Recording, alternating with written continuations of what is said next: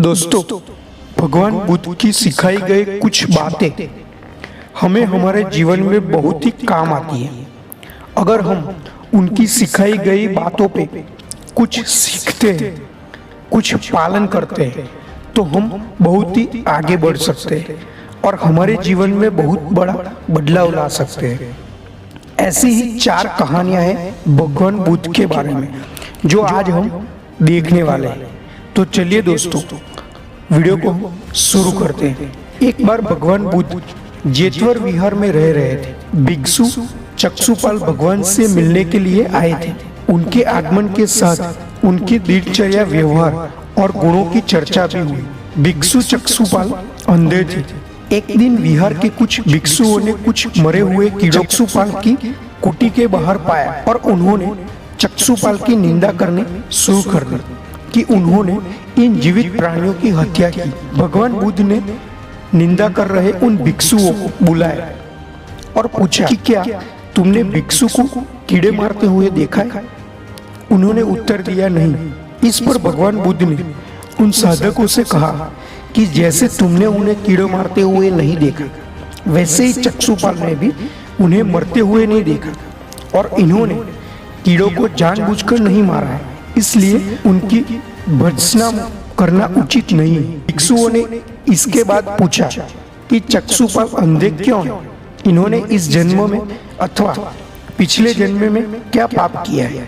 भगवान बुद्ध ने चक्षुपाल के बारे में कहा कि वे पूर्व जन्म में एक चिकित्सक थे। एक अंधी स्त्री ने उनके वादा किया था कि यदि वे उसकी आंखें ठीक कर देंगे तो वह और उसका परिवार उनके दास बन जाएंगे। स्त्री की आंखें ठीक हो गई, पर उसने दासी बनने के भय से यह मानने से इनकार किया। चिकित्सक को पता था कि उस स्त्री की आंखें ठीक हो गई है, वह झूठ बोल रही है। उसे सबक सिखाने के लिए या बदला लेने के लिए चक्षुपाल ने दूसरी दवा दी। उस दवा से महिला फिर अंधी हो गई। वह कितना ही रोई पीटी, लेकिन चक्षुपाल जरा नहीं पसीजा। इस पाप के फलस्वरूप अगले जन्म में चिकित्सक को अंधा बनना पड़ा। परिश्रम और धैर्य। एक बार भगवान बुद्ध अपने अनुयायियों के साथ किसी गांव में उपदेश देने जा रहे थे। उस गांव से पूर्व ही मार्ग में उन लोगों को जगह जगह बहुत सारे गड्ढे दिखे। बुद्ध के एक शिष्य ने उन गड्ढों को देखकर जिज्ञासा प्रकट की, आखिर इस तरह गड्ढे का खुदे होने का तात्पर्य क्या है? बुद्ध बोले, पानी की तलाश में किसी व्यक्ति ने इसे गड्ढे खोदे हैं। यदि वह धैर्यपूर्वक एक ही स्थान पर गड्ढे खोदता तो उसे पानी अवश्य मिल जाता, पर वह थोड़ी देर गड्ढा खोदता और पानी न मिलने पर दूसरा गड्ढा खोदना शुरू कर देता। व्यक्ति को परिश्रम करने के साथ धैर्य भी रखना चाहिए। अमरूद की खेती। एक बार भगवान बुद्ध भिक्षा के लिए एक किसान के यहाँ पहुंचे। यथागत को भिक्षा के लिए आया देखकर किसान अपेक्षा से बोला, श्रमण में हल जोतता हूँ और तब खाता हूँ।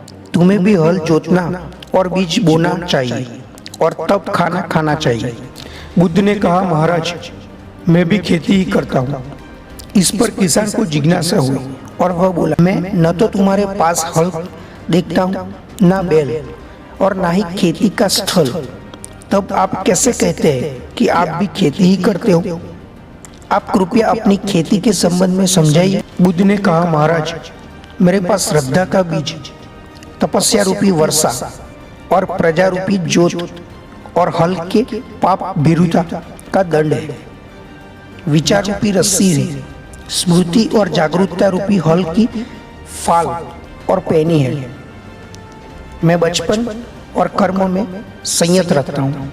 मैं अपनी इस खेती बेकार घास से मुक्त रखता हूँ और आनंद की फसल काट लेने तक प्रयत्नशील रहने वाला हूँ। अप्रमाद मेरा बेल है, जो बाधाएं देखकर भी पीछे मुंह नहीं मोड़ता है। वह मुझे सीधा शांति धाम तक ले जाता है। इस प्रकार मैं अमृत की खेती करता हूँ।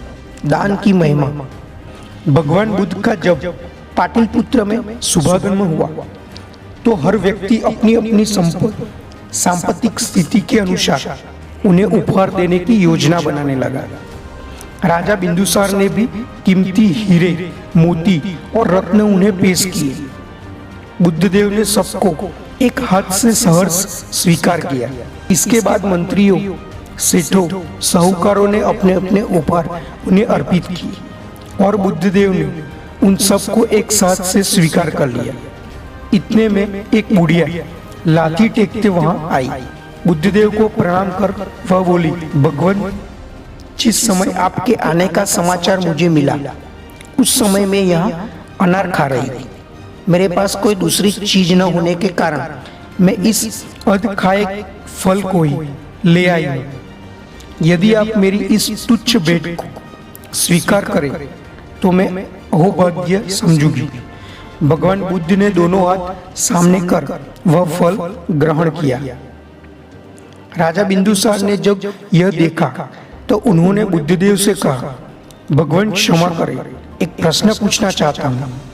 हम सब ने आपको कीमती और बड़े बड़े उपहार दिए जिन्हें आपने एक हाथ से ग्रहण किया, लेकिन बुढ़िया द्वारा दिए गए छोटे एवं झूठे फल को आपने दोनों हाथों से ग्रहण किया, ऐसा क्यों? यह सुन बुद्धदेव मुस्कुराए और बोले, राजन, आप सबने अवश्य बहुमूल्य उपहार दिए, किंतु यह सब आपकी संपत्ति का 10वां हिस्सा भी नहीं। आपने यह दान दीनों और गरीबों की भलाई के लिए नहीं किया है, इसलिए आपका यह दान सात्विक दान की श्रेणी में नहीं आ सकता। इसके विपरीत इस बुढ़िया ने अपने मुंह का कौर ही मुझे दे डाला। भले ही यह बुढ़िया निर्धन है, लेकिन इसे संपत्ति की कोई लालसा नहीं है। यही कारण है कि इसका दान मैंने खुले हृदय से दोनों हाथों से स्वीकार किया है।